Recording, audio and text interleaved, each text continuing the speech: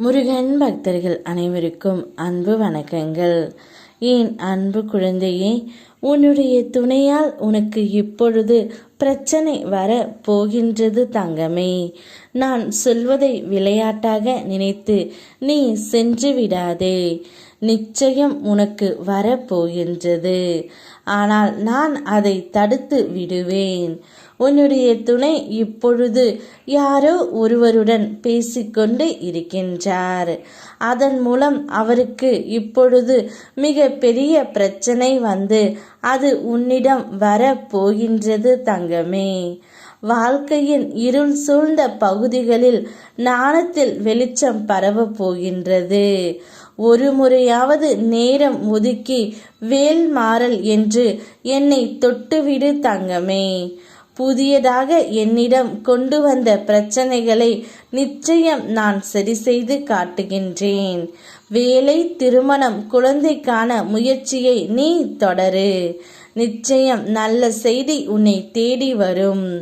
என்னுடைய வாழ்க்கையில் அடுத்து நிகழும் நல்ல விஷயங்களுக்கு எனக்கு நீ நன்றியும் கூறப்போகின்றாய். உன்னுடைய துணையால் வரப்போகின்ற பிரச்சனை உனக்கு மிக பெரிய பிரச்சனையாகத்தான் வர உள்ளது. ஆனால் என் பிள்ளை, நீ கவனமாக எதிர்கொள்ள வேண்டும். யார் யாரிடமோ சென்று உன்னுடைய துணை என்னென்னவோ பேசி வைத்திருக்கின்றார்.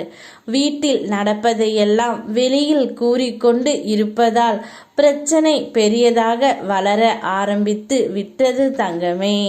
ஆனால் நீ என்மேல் நம்பிக்கை வைக்க வேண்டும். நம்பிக்கையோடு தைரியமும் உனக்குள் இருந்தால் நீ நினைத்தது எல்லாம் ஒவ்வொன்றாக நடக்கும். உனக்குள் ஏற்படும் பயம் உன் செயலை பாதிக்கின்றது. எதிர்காலத்தை பற்றிய எந்த ஒரு பயமும் உனக்கு வேண்டாம் தங்கமே. உன் கடந்த காலத்தில் நான் இல்லை, உன் எதிர்காலத்தில் நான் நிச்சயம் இருப்பேன். என் அருள் உனக்கு நிச்சயம் உண்டு. எனவே எதிர்காலம் குறித்து எந்த ஒரு பயமும் வேண்டாம்.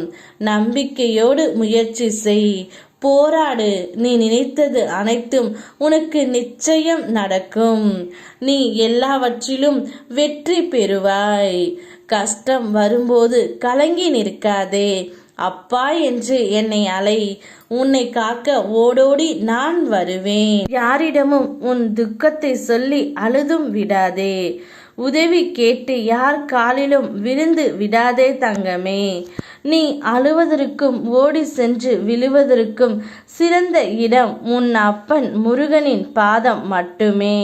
நீ என்னை பார்க்கும் இந்த நொடியில் உன்னுடைய கஷ்டங்கள் எல்லாம் மறைய போகின்றது. விரைவில் மகிழ்ச்சியான சம்பவம் ஒன்று நடக்கப் போகின்றது. என்னுடைய வாக்கு நிச்சயம் உனக்கு பலிக்கும்.